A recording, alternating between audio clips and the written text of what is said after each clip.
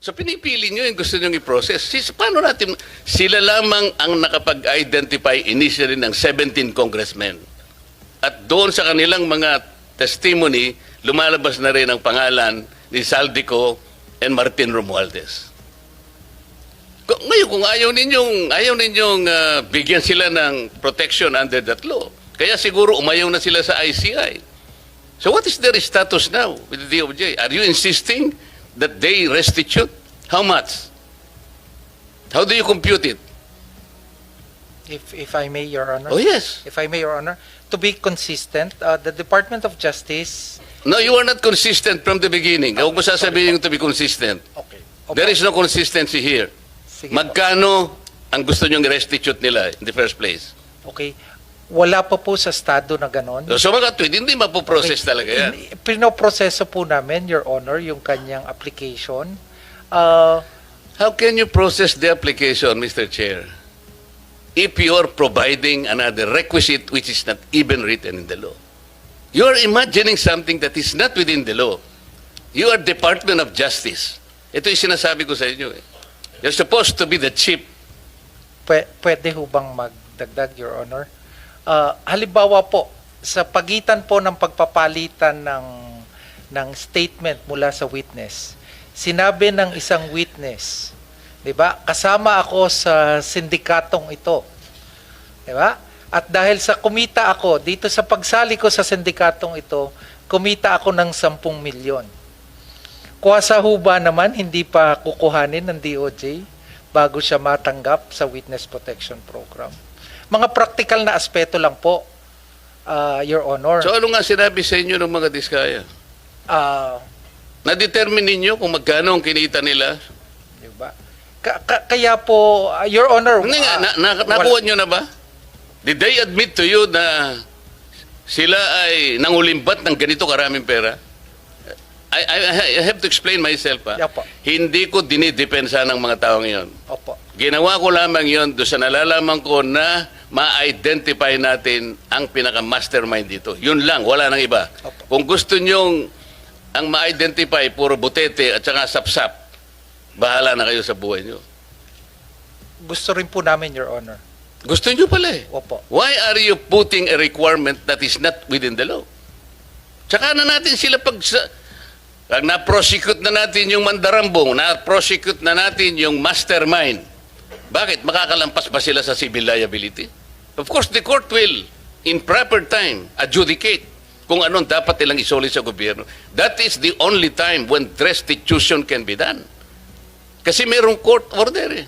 Pero sa ngayon, will you abuse your discretion na kaya niyong gawin ito kahit na wala sa batas? How can the Department of Justice do that? You're supposed to be the embodiment of justice. In general, can I walk at night more peacefully and more confidently today because the Department of Justice has presented several accomplishments that may or may not be understandable to him? Can he smile more openly today? Kasi as compared to the last year or previous years, necessarily you achieve more than the previous years. Paano kaya yun? How can we make our ordinary citizen appreciate all this? Para sa ganon, they can relate to what the DOJ is trying to do. Mahirap naman kasing sabihin na, ito yung nagawa namin. But how can the ordinary Filipino appreciate or even understand sa kanyang pangkaraniwang buhay? Opo, maraming salamat po sa tanong niyo, Senator Dante. Basically, ang Department of Justice po, without talking about the mandates of the particular 10 attached agencies, constituent agencies, meron pong 2 mandato na malaki ang department, ang kagawaran. Ito po yung isa, yung NPS, yung sa Prosecution Service, at isa po yung Legal Services. Dagdag pa po dito yung iba't ibang mandato ng mga batas na itinalaga natin. Kaakibat din po dito yung mga iyakat, yung ibang programs po natin sa OSAEC, OSAM, at yung Witness Protection Program. Pero sa pangkabuuan ho, kaagibat po namin yung may tinatawag po Senator Dante, yung Your Honor, meron po tayong yung Judicial Justice Zone na ginagawa po, na ang konsepto po, umuupo po ang, dahil bahagi lang ho ang Department of Justice para maramdaman ho ng mga kababayan natin yung pangkabuang epekto. Naupo po doon, Kung tayo pong Your dalawa ang Honor. Opo. nag-uusap nito, I can easily understand you. Opo. And as one, I will appreciate all of these programs that Yes, the opo. DOJ has been struggling to do and have achieved over the years. Ang sinasabi ko, yung ordinaryong tao, you have prosecuted so much, for example, compared to the rest of the prior years. Marami kang nakorek na mga erring individuals now in the care of the Bureau of Corrections. Ang tinatanong ko po yung, paano maiintindihan ng tao? Oh, all of this collectively contributed in pacifying the restlessness of our people in their communities, lalo na yung medyo palagi yung criminality. So is it possible that we can relate, for example, all this collectively in saying that, oh, ang criminality ngayon po is lower because it is directly correlated with what we have done so far? Yung ganun ba, something that we can tell our people back pag-uwi natin. Kasi maaaring nakikinig sila, but naiintindihan ko po na gusto rin nilang intindihin how much has been achieved over the years. It may not be so meaningful to them. Yung mga they will purely stand as statistics. Pero yung mas importante sa kanila yung ano pala tayo ngayon? Mas ganito pala tayo ngayon, ganito. So how can we tell them? Paano natin ipipresent sa kanila in a more meaningful way, understandable to ordinary people? Opo, naunawaan ho namin yung barrier na mas maunawaan ng mga ordinaryong Pilipino. Kaya nga po, patuloy po yung pakikipagkaya. Hindi lamang maunawaan, yung ma-feel nila ang difference. Yung maramdaman po. Kasi, let's say, 2025 ngayon, or sabi niya, mukhang hanggang tahimik tayo ngayon, ha? Yung maramdaman lang niya na ganun, comparing with what happened in 2024. Opo. Di ba? Huwag nating isama yung mga calamities. Wala naman kayong kinalamanan doon. With or without DOJ, darating ang lindol dito. Ang sinasabi natin, yung environment ng ating mga mamamayan.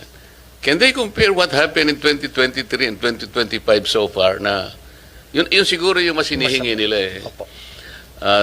Tingnan mo kanya, dahil sa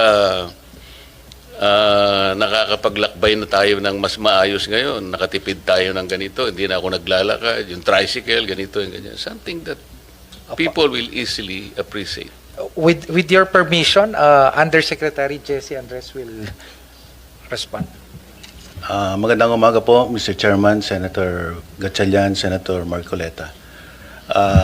Sa ordinaryo pong mamamayan, ang sa tingin po naming mahalagang pagbabago o reforma na nararamdaman nila ay patungkol po sa karapatang pantao at po sa tinatawag nating court congestion at saka jail congestion. Ang isa pong napaka-significant na reforma natin, yung binago po natin, yung antas po ng ebidensya bago po maisakdal sa kasong kriminal ang isang mamamayan. Dati-rati po, ang pamantayan po ng pag-file ng kaso sa mga korte ay tinatawag natin probable cause. Medyo mababa pong antas ng ebidensya yon. At ang ating pong maliit na mga mamamayan na hindi po tama ang representasyon ay maaari pong makasuhan at makulong kahit po hindi sapat ang ebidensya. Ayon po sa ating bagong pamantayan na inaprobahan din po ng ating Korte Suprema, ang threshold po of evidence is what we call prima facie evidence with reasonable certainty of conviction. Ibig sabihin po, nasa kamay na po ng law enforcement agents at ng prosecutors ang sapat na ebidensya para masakdal ang isang individual bago po siya simulan ng preliminary investigation at eventually ma-file yung case sa court. So napakalaking bagay po nito na ang isang inosenteng tao hindi po madedeprive ng liberty in when cases are filed against them because no longer is probable cause the threshold of evidence, but a higher threshold that assures the respect for human rights, especially against deprivation of liberty. At even for bailable offenses, ang masama pong nangyayari, hindi naman po nakakapagpiyansa ang mga tao kapag sila po ay na-charge ng offenses na bailable dahil po kulang din po ang kanilang kakayahan na mag-post ng bail. Kaya po ang dagdag na reforma po natin ay patungkol po sa pagbababa ng bail na hanggang 10,000. Yan po ay napag-usapan sa Justice Sector Coordinating Council at kaya po binaba natin for indigent accused yung bail to a maximum of 10,000 pesos. So mas marami pong mga nasasakdal na maari na pong lumaya temporarily while the case is ongoing trial. Ang pangalawa po ay tungkol sa jail congestion. Napakalaki pong pagbabago ang ginawa natin sa Bureau of Corrections, especially po sa prison records. Between 2022 to the present, there is an astounding number of releases. 26,000 individuals have been released from Bucor simply because we have now reviewed their prison records and we are now making sure that no one stays incarcerated one day more than what they should be imprisoned for. Dati-rati po, manual po ang review ng mga prison records. Kaya marami pong dapat makalaya na dahil napagsilbihan na po nila yung sentensya nila. Ngunit dahil hindi gumagalaw ang papeles, nakakulong. Tsinaga po namin ito manually and then ngayon po, fully digitized na po ang ating prison records sa Bucor. Kaya po, napakarami na pong na-process, na-release ng mga tao. So yun po ang immediate na impact sa taong bayan. Hindi po kayo dapat mangamba na makasuhan dahil po kapag meron lang sapat na ebidensya, doon lang po kayo maaring kasuhan. And this is in favor of ordinary people who cannot have sufficient representation. At sa jail congestion naman po, napakalaki na po ng improvement. Mr. Chair, sana po magamit nating batayan yung sinasabi ninyo sapagkat hindi naman lahat po merong potential po na pagkakataon na sila ay ma-charge either criminally or civilly, no? Baka hindi rin nila maunawaan po yung ganon. As a matter of fact, 3 weeks ago, meron pong pumunta sa akin, nagpapatulong kung anong kanyang gagawin sapagkat ang gusto niyang kasuhan ay talaga pong influential member ng ating society. As a matter of fact, siya po ay official ng ating judicial system. So, nagtangka po siya na mag-file ng charge. Alam po ba niyo kung ano sinabi ng piskal? Sa may parting Laguna po ito Alam mo ba, bata, kung sino yung gusto mong idemanda? Wala kang kalaban-laban dito. So, under the standard, yung success rate mo sa prosecution, wala, 0 ka dito So, umuwi yung tao, hindi lamang malungkot na malungkot, kundi prostrated siya. So, ito pong mga ganito yung lumilitaw. Maring tama rin po kayo na mayroong nangyayari na mga bagay na kinatutuwa ng ilan. Pero mayroon din pong downside kasi.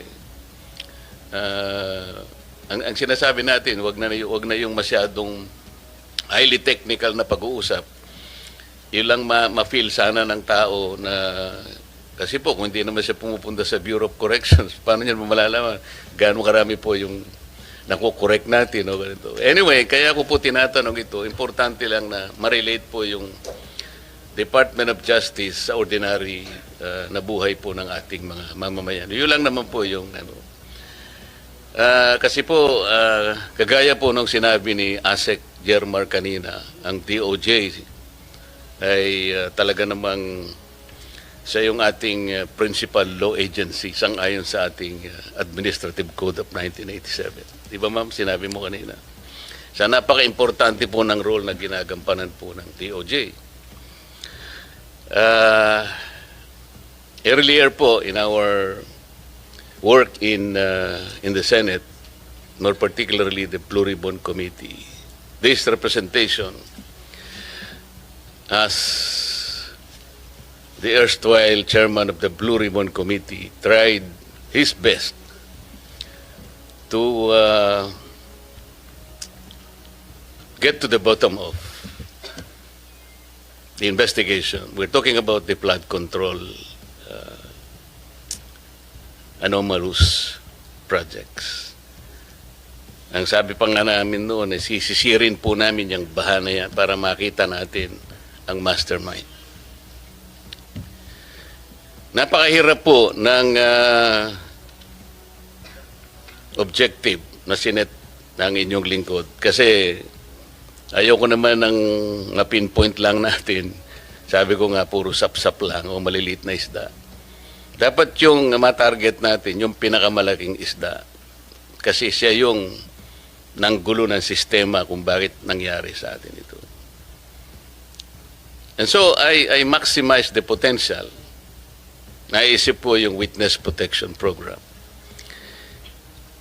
Dahil sa hirap po ng pagpipinpoint ng utak talaga niyan, mangangailangan ka. So I floated the idea doon sa 15 contractors initially invited in the hearing. Ang sabi ko sa kanila, well, ano po ito, napakahirap po ng inyong kinasasadlakan ngayon sa investigasyon ito. Unang-una, yung offense po na ating pinag-uusapan is a major offense. Plunder nga po ang mangyayari rito. At least marami pang iba.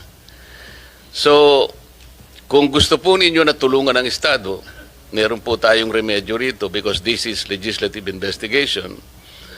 And under the Witness Protection Program, Section 4, sinasabi niya, kung gusto po ninyong tulungan ng Estado, mahirap po ang gagawin nyo, ngunit may nakalaan pong protection and benefit provided by law. So, nung pinload ko po yung idea na yon, dalawa po yung lumabas, yung mag-asawang Diskaya. And initially, he enumerated 17 members of Congress, House of Representatives. Ang nangyari po, kasi hiningi naman nila yung Witness Protection Program, so nung panahon ko po, I recommended that they be processed under the Witness Protection Program. So sumulat po ako sa Senate President, yun naman po yung dapat Sa kamalasan naman po, yung araw din na yun, nagkaroon ng coup. So napalitan po ang Senate President, yung naging Senate President, ayaw niya na po. Ayaw niyang ituloy. At dahil nga po, merong sinabi yung former Secretary of Justice, we cannot process them until and unless they return yung kanilang mga ninakaw, blah, blah, blah. So the new Senate President, pinangatawanan niya yun. Oo nga naman, sabi niya, the Secretary of Justice, sabi niya, that's a good policy. Kailangan mag-restitute muna sila before they can covered by the WPP. Paano po? How can we begin to even pretend that we know what to do and to help the state prosecute? Kung sasabihin na kahit nawala po sa batas, ipipilit halimbawa ng inyong dating secretary na kailangan mag-restitute muna. I told him it is not a requirement under the law. But he insisted in saying, well, yeah, it's not in the law, but we can always agree on something like a good policy for the state. Do you agree with him? I agree with the position of Secretary Boying Rimulya, now the Ombudsman. Basically, it being one of the conditions when we look at this, Your Honor, no, we're looking at on the ultimate objective, paano yung Estado mananalo at mapapanagot itong mga to. Wala pa pong tapos sa pagpoproseso ng mga nakasalang na nag-a-apply po ng Witness Protection Program. Kasi kaakibat po sa pag-aaral na to, kasama rin po yung under the Witness Protection Program, kasama rin po sa pag-aaral ng atin pong prosecution team na yung paano kung pwede ba under Rule 119 naman pagpasok po. Marami pong iba't ibang binabalangkas at pinag-aaralan, Your Honor, at itong mga bagay na to, pwede pa pong makapagdagdag. Ipapasa ko ho kay Chief Dong at ito po ay aming masusing pinag-aralan at ilalahad niyo po yung iba pa pong mga prosesong tinitimbang. Wala pa pong sarado, Senator. Lahat po ay tinitimbang pa. If with the permission of the Senator, Hindi, ang ibig kong sabihin, Opo. kung ipipilit na merong restitution kahit wala sa batas, so how can you process the application, for example, of the applicant? Kasi, kapag tinignan mo yung, I think the applicable section is section 10. Basahin mo yun, wala namang restitution. So, kung ipipilit natin that somebody should first restitute, doon pa lamang sa title ng batas, Secretary, it is all for the benefit, interest, and protection of the witness. To burden him or her with additional requirement which is not in the law. Hindi ko ba intindihan? How can you agree with that? Your Honor, ang tinitingnan po dito ay yung pangkalahatan. No, I'm talking about Opo. the WPP. Opo. What pang kalahatan ang sinasabi ninyo? Ang kailangan po kasi sa dulo nito, manalo po yung Estado laban po. Kaya nga, po but before you do that, Opo. you have to proceed with the process. Yes, opo. So, paano siya mapaprocess? Kung ipipilit po na mag-restitute muna, for example, ano i-restitute niya? How much? Sino magkukompute? How can it be done? Sino ang magsasabi na ganito ang dapat niyang i-restitute? Meron na bang ano? Meron na bang pronouncement? We are in the process of asking their help to identify yung mastermind. Opo. It cannot be done easily. Kaya nga natin ginamit ang batas na to help the state. Ngayon, kung kayo po pala ay mag-prescribe ng isa pang requirement which is not in the law, I cannot believe this. Ito yung dilemma namin eh. Kaya nung pinipilit niya, sabi, and ako po nagtataka kung bakit kayo rin nag-agree kayo. So ano po talaga, kayo po yung ano eh. Ang DOJ is the principal law agency. If the principal law agency of this government will not even understand the basic requirements of the law, para lamang magkaroon ng nag-a-apply pa lang yung tao po eh. Imagine, hindi man natin masasabi kung ultimately magko-qualify siya eh. Or even if he qualifies as a state witness, kung hindi niya naman magagampanan ang tungkulin niya under the program, pwede mo rin siyang alisin eh. So, the point, Mr. Chair, is they cannot even begin to be processed under the law kasi naglalagay po kayo ng requirement which has not been included by law. Sino yung mag-explain ulit? Sabi?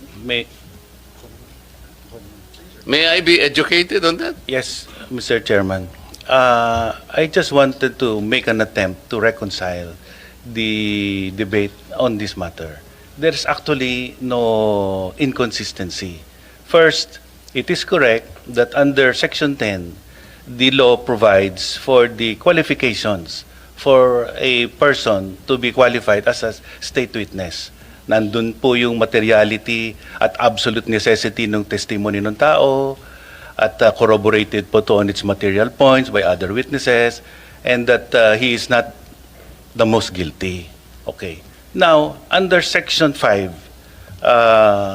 which refers to the memorandum of agreement that has to be executed between the DOJ and the potential state witness, nakalagay din po dyan yung necessary matters that should bind the agreement dito po sa Witness Protection Program.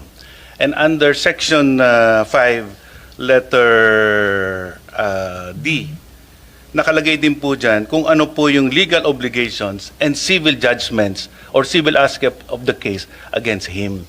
Ang ibig lang pong sabihin yan, kakausapin naman po siya, maari pong i-process yung application niya, but under the first statement under Section 5, What is specific provision under that law, Section- under that provision? Section 5 po says Ano nga, that basahin mo. before a person is provided protection under this act, he shall first execute a memorandum of agreement Okay? which shall set forth his responsibilities, including the following. Oh, ano So nga? kasama po dun sa mga obligations. Ano nga? Ito po, to comply with legal obligations and civil judgments. So doon sa civil judgments po, this refers po to the civil obligation pertaining to the crime. Civil judgment. No. We are saying legal obligations. Ang basis po ng legal obligations The basis of legal obligation is the law itself. is the law itself, Oh, which walang includes, nakalagay na restitution. Bakit mo ikokot yung which includes memorandum? po other provisions of law, including the civil code on unjust enrichment. Kasama po yan. Every law should be read consistent and harmoniously Paano mo nga with other i-apply provisions yun, of the even law. the civil code? How can you apply? Paano, ano yung i-restitute niya? Alam mo, magkakatalo lang tayo rito eh. Hindi ho. The Let DOJ me is in a position to even calculate how much the applicant should restitute before he can be processed under the application. I'm making a distinction po between process and enjoying the benefits under this act. So, ipoprocess na po yan dahil matagal po naman ang paraan para malaman at matuntun ang lahat ng civil wala pa nga obligation. pong statement whether or not meron nga sila. Wala pa tayo eh. Kailangan po natin makuha ang mga statement ng mga potential witnesses. Kailangan pong evaluate, kailangan pong malaman Doon sa, kung ano po doon sa yung memorandum lahat po na ng sinasabi mo, Yusek, sinasabi restitution? Opo, kasama po. Sinasabi dyan? Hindi, ang word po dito ay civil and legal obligations. Understood po na ang legal obligations has many sources. Saan ang Kasama gagaling po- ang obligation? The law does not provide restitution in the first place. That is very simple. Legal obligation po has a Huwag specific kayong definition. mag-imagine ng argument, Yusek. Magtatagal lang tayo rito. This is very simple enough. Apo. Anyway, ang sinasabi ko lang Kapag po, ka ba hindi provided ng batas, magiging reasonabling obligation under the provision you're quoting? we are saying that legal obligations is defined under You the law. you cannot And legal even, obligations you includes cannot unjust use, enrichment. your opinion will even matter here. That's your opinion. Ang pinag-uusapan natin is the requisite of law. Thus, the maxim expressio unius est exclusio alterius ring a bell to you? Alam po natin yun. Ang O anong sinasabi ibig ko po, sabihin nun? ang what is expressed excluded is not included. Kaya nga. So- You are including an opinion which was not expressly enumerated under Section 10 of the law. Hindi. We submit, Your Honor, that a witness can be processed under this program, but he cannot receive any of the benefits as stated in Section 5 unless the matter referring to legal obligations is reduced into writing in a memorandum. So, Yan Mr. po ang Chair, position namin. the opinion of the USEC is trying to supplant the very clear and categorical provision of law. We submit, Your Honor, we're just reading the text of Section 5.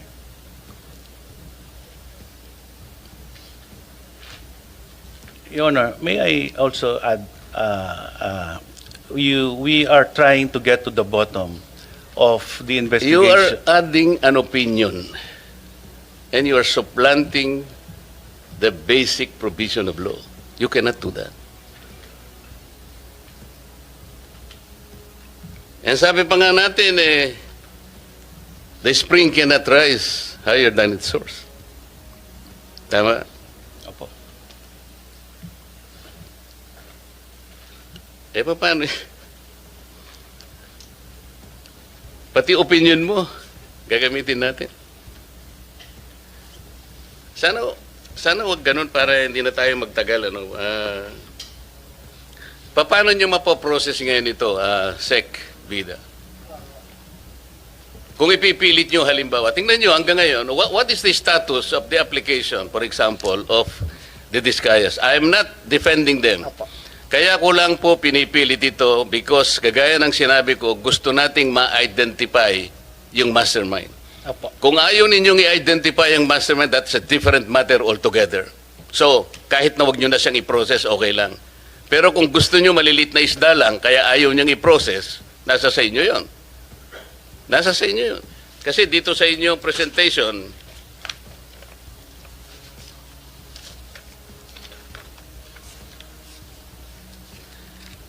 yung Office ng Secretary, yung law enforcement program ninyo, yung percentage of successful prosecution, meaning conviction vis-a-vis acquittal, is 90.14%. Pero yung percentage of successful prosecution in cases with witnesses covered by the program, it's 95.3%. And then the third, percentage of successful prosecution in relevant cases handled by the DOJ prosecutors, 80.5%. So dito mas mataas talaga yung success if you will use the WPP. Hindi nga ako, nagtataka nga ako kung bakit averse kayo dun sa pag-process dun sa... Samantalang wala namang nilalagay na restitution, ipipilit nyo para lang hindi sila makover ng program. So ano mangyayari sa batas natin? You will insist on an opinion supplanting the requisites categorically provided by law. Hindi talaga makakapaprocess. So pinipili nyo yung gusto nyo i-process. Paano natin, sila lamang ang nakapag-identify initially ng 17 congressmen. At doon sa kanilang mga testimony, lumalabas na rin ang pangalan ni Saldico and Martin Romualdez. Ngayon, kung ayaw ninyong bigyan sila ng protection under that law, kaya siguro umayaw na sila sa ICI. So what is their status now with the DOJ? Are you insisting that they restitute? How much? How do you compute it? If I may, Your Honor. Oh, yes. If I may, Your Honor, to be consistent, the Department of Justice... No, you are not consistent from the beginning. Huwag mo sasabihin yung to be consistent. Okay. There is no consistency here.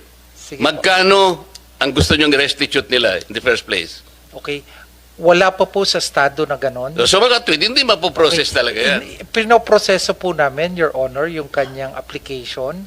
How can you process the application, Mr. Chair, if you are providing another requisite which is not even written in the law?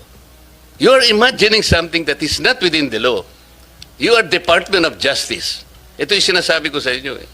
You're supposed to be the chief. Pwede ho bang magdagdag, Your Honor? Halimbawa po, sa pagitan po ng pagpapalitan ng statement mula sa witness, sinabi ng isang witness, 'di ba? Kasama ako sa sindikatong ito. 'Di ba? At dahil sa kumita ako dito sa pagsali ko sa sindikatong ito, kumita ako ng 10 milyon. Kuwasa ho ba naman hindi pa kukuhanin ng DOJ bago siya matanggap sa Witness Protection Program? Mga practical na aspeto lang po, Your Honor. So ano nga sinabi sa inyo ng mga diskaya? Na-determine ninyo kung magkano ang kinita nila? Diba? Kaya po, Your Honor... Hindi nga, nakuha nyo na ba? Did they admit to you na sila ay nangulimbat ng ganito karaming pera? I have to explain myself. Opo. Hindi ko dinidepensa ng mga taong iyon. Opo. Ginawa ko lamang yon doon sa nalalaman ko na ma-identify natin ang pinaka-mastermind dito. Yun lang, wala nang iba. Opo. Kung gusto nyong ang ma-identify, puro butete at saka sapsap, bahala na kayo sa buhay nyo. Gusto rin po namin, Your Honor. Gusto nyo pala eh. Opo. Why are you putting a requirement that is not within the law? Tsaka na natin sila pag na-prosecute na natin yung mandarambong, na-prosecute na natin yung mastermind. Bakit? Makakalampas ba sila sa civil liability? Of course, the court will, in proper time, adjudicate kung anong dapat nilang isoli sa gobyerno. That is the only time when restitution can be done. Kasi mayroong court order eh. Pero sa ngayon, will you abuse your discretion na kaya niyong gawin ito kahit na wala sa batas? How can the Department of Justice do that? You're supposed to be the embodiment of justice. Mr.